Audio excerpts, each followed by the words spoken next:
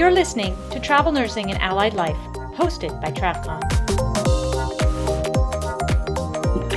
Hello, and welcome to the Exhibitor Minute of the Travel Nursing and Allied Life podcast. I'm Michelle Freitag.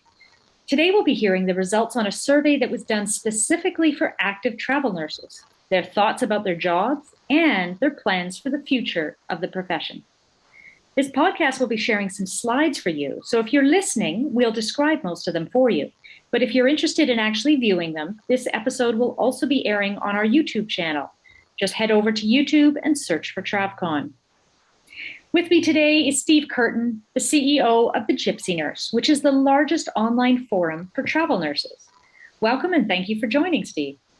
Michelle, it's great to see you. I think the last time I saw you was in sunny Las Vegas a couple of weeks ago at TravCon 22, and that was quite an experience. I would love to do another podcast with you to talk about that down the road. It was my first one, and it was awesome. Excellent. I'm really glad you enjoyed it.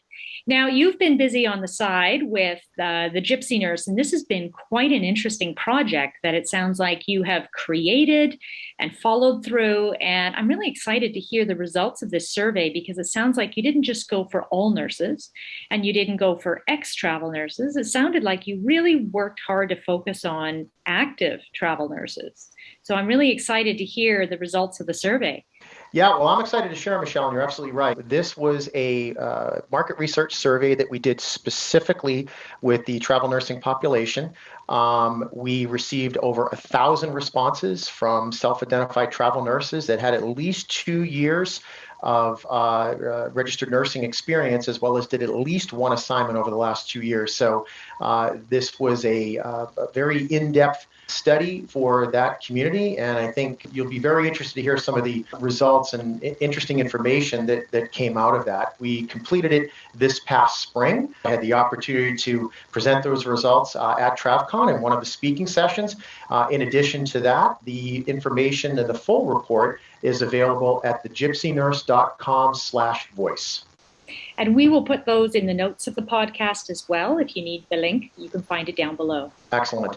Well, if I may, I have a short PowerPoint deck prepared for you, Michelle. I promise I'll keep it short. And I can walk through some of the highlights for those that are taking in the podcast. So, Michelle, for those that don't know, I'd like to talk a little bit about the Gypsy Nurse. The Gypsy Nurse, we serve a community of over 500,000 members and followers across multiple digital platforms, including the gypsynurse.com.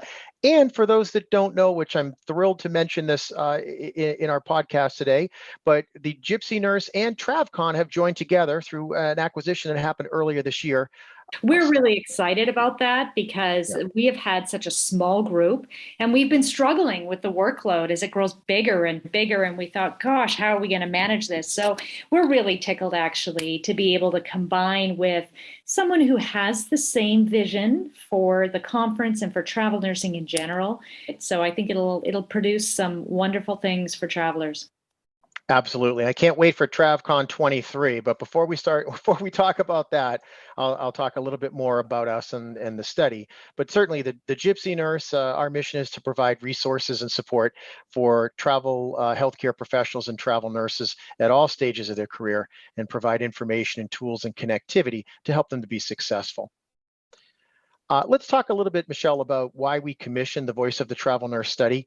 This study is the first of its kind to focus on travel nursing only. As you know, throughout your nursing career, there's been a lot of study done on the nursing profession as a whole, but nothing has yet focused on travel nursing. So given the mission of the Gypsy Nurse, we wanted to really focus in on travel nursing as a segment of nursing. What this all basically boils down to is this survey provides us with an understanding of their perspectives so that we can take this and certainly as an organization, it's Gypsy Nurse, TravCon, anybody else that works with travel nurses, how we can better serve the travel nurse community. That's very important to us. And frankly, that's the reason why the Gypsy Nurse exists.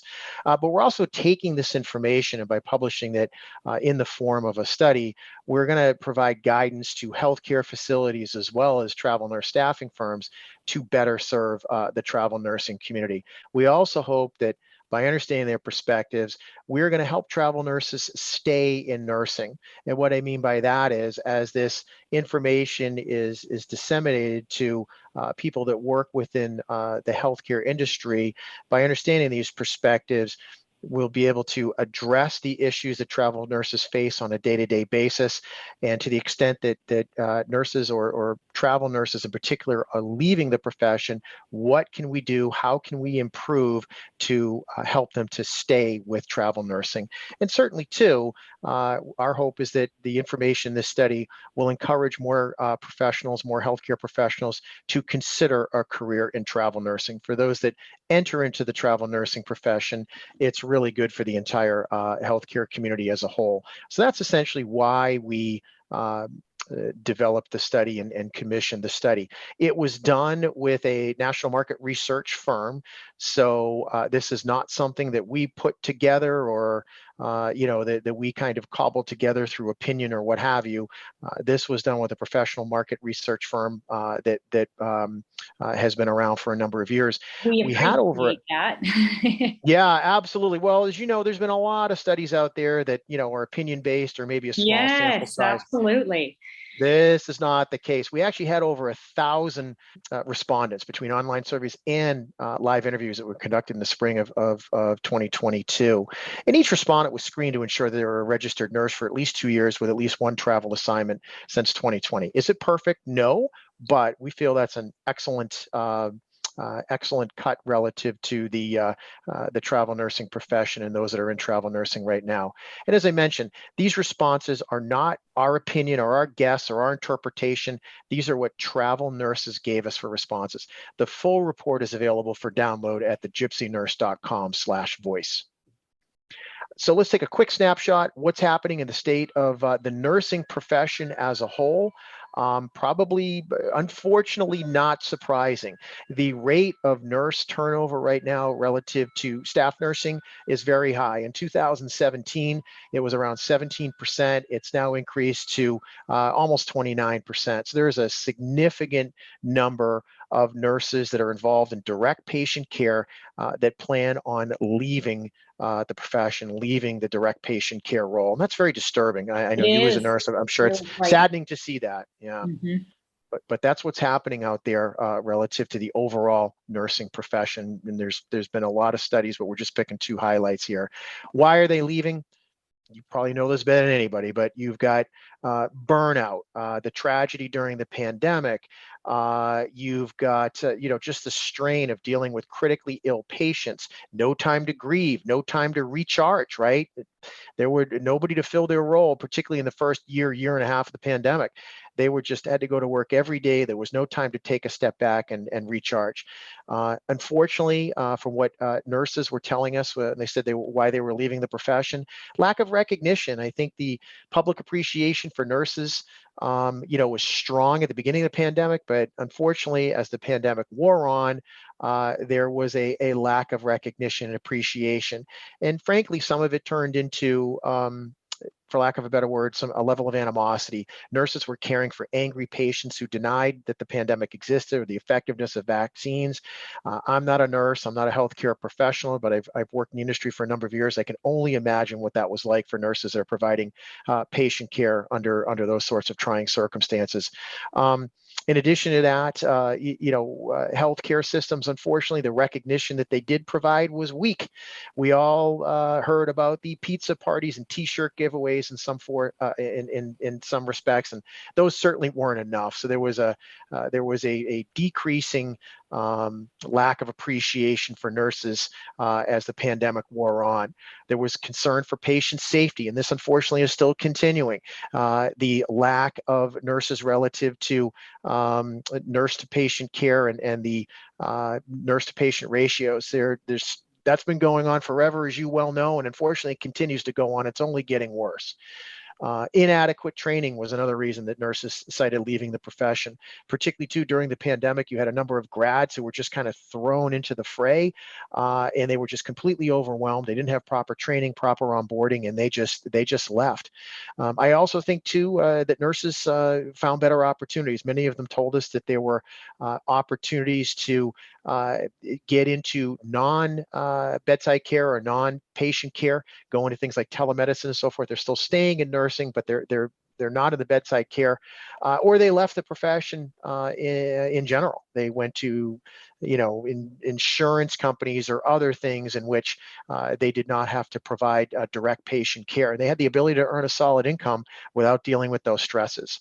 And we saw that online too, online, and when you speak to people, they're very interested in finding other options that give them a break, give them a recharge, which in many ways is why we brought telemedicine and various options to TravCon, because that's what they're interested in right now. Those kinds of other alternative options or side gigs or insurance or telemedicine, all of those are of high interest to them right now. Yeah, absolutely. We see it all the time in our network discussion groups on Facebook. It's just this aspect of, I've had it, I'm moving on, unfortunately. And then, as you know too, the lack of flexibility. People found alternatives to 12-hour shifts and preferred the option to either work shorter days or on a remote basis or what have you. So to the extent that nurses were leaving the profession, those were just some of the highlights in terms of why they said that they were leaving and moving on. Now I'd like to talk a little bit about travel nurses. Again, this is why we focused on this particular area, because there's been a lot of studies on the nursing profession, but yet what about travel nurses within the nursing profession? What are their overall satisfaction levels? And I got to tell you, when I saw the results of this report, and certainly I know you and I have talked about it, I was floored at some of the statistics that came out of this report. So we'll talk about that in a second. But when you talk about the drivers of satisfaction, what drives the satisfaction levels for travel nurses and makes them want to continue in travel nursing, really the three key drivers were being a part of a team. Travel nurses said that when they were satisfied and when they were happy on an assignment and happy in their career, they want to feel like they're part of a team. They want to be working in conjunction with staff nurses, be embraced. They want to feel like they're working for the common good, if you will. And they like making a difference in multiple healthcare facilities. No surprise from a travel nursing perspective, they like to be able to move around and see different environments, different geographies, really make a work in multiple healthcare settings. And they like the flexibility. Certainly the flexibility of to some extent when they've accepted a contract, looking at different areas in which that they can work and different time shifts and what have you. So it all adds up to key drivers of satisfaction. But let's talk about some specifics now, which again really kind of knocked me off my chair when we asked travel nurses for their satisfaction levels. How satisfied were they today in the travel nursing segment of nursing? Get this, over 79% indicated that they were satisfied or very satisfied in their current role. Really high, much higher than I thought. That's fantastic. I thought that I was reading the charts wrong, and I really was amazed at that data. And we're going to drill down why that is true in a moment. But 79% of over 1,000 travel nurse respondents indicated they were satisfied or very satisfied in their current role as a travel nurse. Here's another one for you. When we look at their satisfaction levels today compared to before the pandemic, 50% of the respondents said they were as satisfied today as they were before the pandemic hit, and 30% said they were more satisfied today compared to before the pandemic. That's big. It really is. And I really like hear what you say. I'm going to take the right out of your slide here. 85% expect to continue as a traveler. That is fantastic. Isn't it? It just so there's a glimmer of hope there when you look at the overall relatively gloomy picture for the nursing profession. It's a very addicting lifestyle. You see something new every day. You get to explore the country in ways you never could. You can pay off bills even better if you don't need that, structure of the staff nurse and having maybe your kids. A lot of people are either before kids or after kids, because it really is all about the kids, that force you to stay in one spot for a time. Once that's taken care of, the travel nursing is just fantastic way to enjoy your career. And when we do the scholarships too, people talk about travel nursing expanding their horizons, making them a better nurse in general, being able to handle and see different things, how much they learn. It's really exciting to hear how much they love it. Yeah, absolutely. And it's so there are some, as you just described, there are some key satisfaction elements that are specific to travel nursing, that I think are inherent to travel nursing. And then you have the aspect of, I felt that having gone through the pandemic, the satisfaction levels would be much lower for travel nurses, but in I fact, would too. they stayed that they have in fact increased. So that was very, very, very encouraging. We'll touch briefly on pay. A lot of people feel, well, of course they're satisfied. They're being paid more money. Well, number one, that isn't always true. And number two, our survey showed and the respondents showed money isn't everything. Mhm. So the study showed that elevated pay rates can attract nurses to traveling, but it won't necessarily keep them committed. So we've all heard the stories of difficult contracts, tough facilities, just tough assignments in general. But you can't just throw money at a situation and make it work out for a travel nurse. That's what they told us. I think there is a myth out there that travel nurses are only in it for the money, or they just, they're all about these high-paying contracts. Certainly, money plays a role, but the fact of the matter is, if you have a bad situation, money isn't going to solve all the problems, and it's not going to keep a travel nurse on an assignment, or frankly, keep them within a travel nursing profession. So Mhm. money does not solve all problems. That was a key takeaway from it. I'm going to quickly highlight these areas, and the report touches on it more in depth, Michelle, so I would encourage people to download the report. But obviously, when it comes to the travel nursing equation and the role and their overall satisfaction levels, there's a couple of key players in it, if you will. One would be healthcare facilities, and one would be travel nurse staffing firms. Let's talk about healthcare facilities for a moment. Obviously, the aspect of satisfaction in their assignment. There's some things that are inherent to facilities that they have to deliver on. Just highlighting some key attributes here from the study.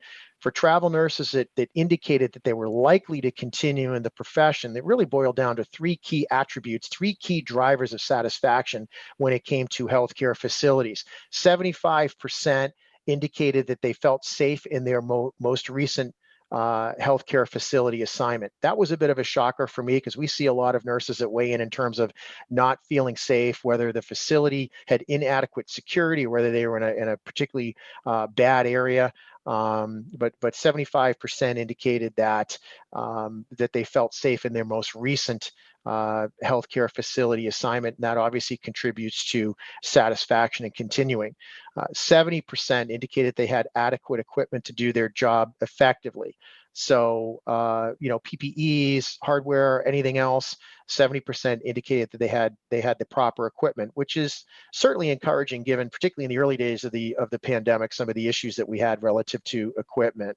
The third key satisfaction attribute was receiving regular communications from their facility. 64% that were likely to continue in the profession indicated they received regular communications from their healthcare facility. So this aspect of safety, equipment, and communications are key when it comes to travel nurse satisfaction, Looks good. and with their facilities. Now, here's the downside.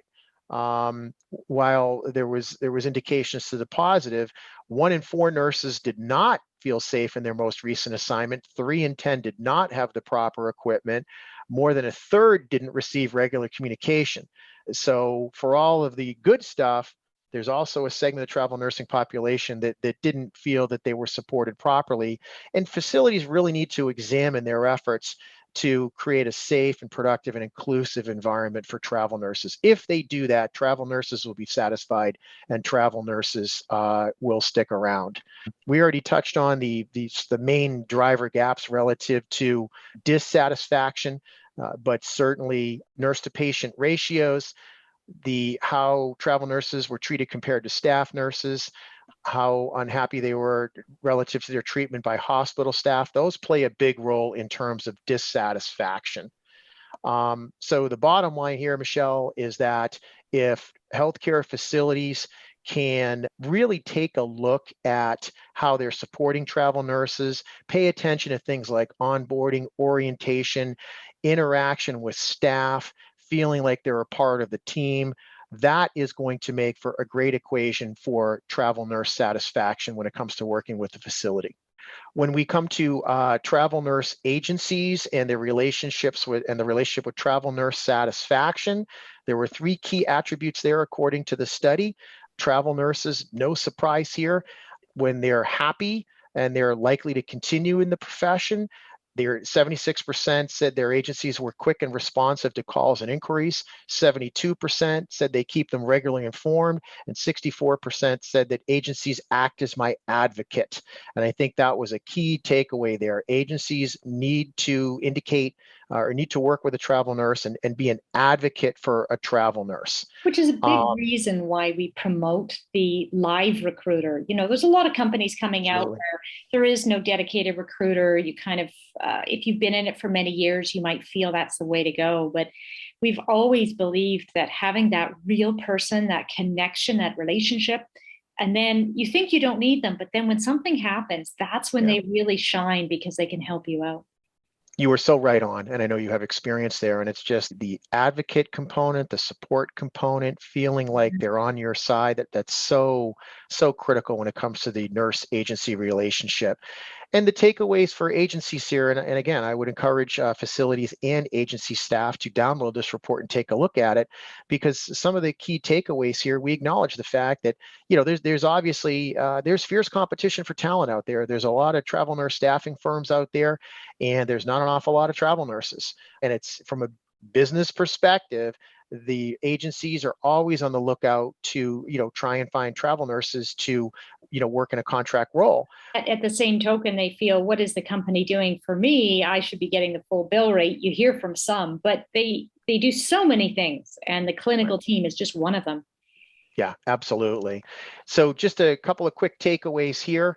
Again, if agencies deliver on their promises to you know, work with travel nurses at a very strong level, you got to enhance your service levels.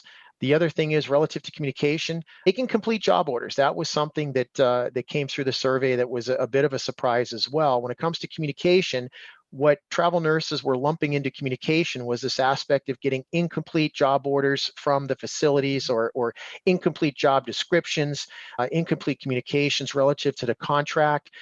It behooves an agency to communicate crisply, to communicate fully, and that will help the nurse make decisions more quickly regarding taking a contract. The other key takeaway here is recruiters who have empathy for travel nurses' situations provide higher levels of service. The recruiters need to know that they may be the only consistent source of support the nurses receive during their entire contract, and the recruiters need to show that they value the travel nurse's work, they value them as people, and again, you know, empathize and try and understand some of the challenges that they're facing. So, Michelle, and this is more fully detailed in terms of the report, but, you know, what does the future hold for travel nursing? Well, in taking a step back, when we look at the nursing profession overall, I think we would both agree here, the nursing profession overall has got a lot of challenges. And the recruiting of people into the nursing profession, the retention of people into the nursing profession, and the quality of life for nurses as a whole, they've got to be top priorities for anybody involved with healthcare in general. I think the healthcare industry needs to take a step back and take a look at these areas and really examine the industry and say, where are we going wrong? Where are we not delivering? Because it's no surprise that nursing as a profession, there are people leaving nursing as a profession. And it's multiple issues that cause this dissatisfaction in the nursing profession as a whole. And there's no single solution. It's not even increasing pay rates are going to resolve the issues No, entirely. there is no single solution. There's so many different things that can play into it. It really is, and they made that clear through the Voice of the Travel Nurse study and the feedback that we got. But what's going to make a difference is that facilities, agencies, organizations in healthcare that honestly evaluate their culture and make the necessary improvements, they're going to attract, retain talent. Just, I hate to put it in this perspective, but to the extent that there are portions of healthcare that are a business, any good business takes a look at their operations, take a look at their team, where they need to improve and make changes. You have to be honest and make the changes. Now, a lot of negativity there around the overall nursing profession, unfortunately, but I think there is a glimmer of hope when it comes to travel nursing. Oh, I think there's quite a bit of positivity with the travel nursing side of it, and many of the challenges can be overcome very easily. Better Absolutely. communication, better check-in. I mean, we're all hampered on all sides of it with staffing challenges. So recruiters could be hampered and have a lot more travelers on their docket, but many of these are very easy to overcome to make it. The staffing is the biggest hitch, right? If you have enough staff. Absolutely. And again, that's one of the reasons why we put together this study in this report and made it public, was to provide information and areas for improvement for agencies and facilities alike, and also to provide travel nurses with a glimpse of really, what's happening out there. I think sometimes travel nurses feel like they're alone, and when they see data in a report that comes from 1,000 of their peers weighing in, I think that's very important. Very much so.